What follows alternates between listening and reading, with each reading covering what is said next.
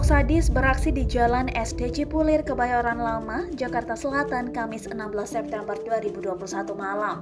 Pelaku melukai korban yang merupakan wanita bernama Titing, 44 tahun. Korban dibacok di bagian lengan kiri dan jarinya hingga bersimbah darah. Korban pun harus dilarikan ke rumah sakit.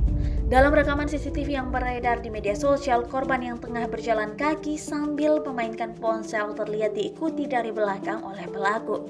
Tak lama kemudian, pelaku langsung berupaya merampas ponsel korban.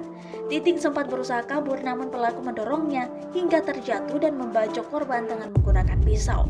Saksi bernama Sasa, 23 tahun, mengatakan korban berprofesi sebagai pedagang sembako di Pasar Kebayoran Lama, Jakarta Selatan. Sasa bersama suaminya merupakan orang yang menolong Titing beberapa saat setelah korban dijamret. Kejadian itu sekitar jam 20:30 waktu Indonesia Barat. Kata Sasa saat ditemui di lokasi Jumat 17 September 2021 sore, dilansir dari tribunnews.com. Ketika itu, Sasa sedang menonton film dalam rumah sedangkan suaminya baru pulang kerja. Saya keluar lihat mobil, saya dengar ada suara yang minta tolong, suaranya kecil, tolong, ujar dia. Saat coba mendekat, Sasa merasa mengenali korban yang tak lain adalah tetangga samping rumahnya sendiri. Dia sendirian di jalanan sepi, saya lihat ternyata Mbak Titing beneran.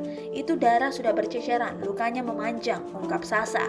Yang menambahkan, wajah korban juga terlihat sudah pucat. Ia pun membawa korban masuk ke rumah dan memberikan air minum.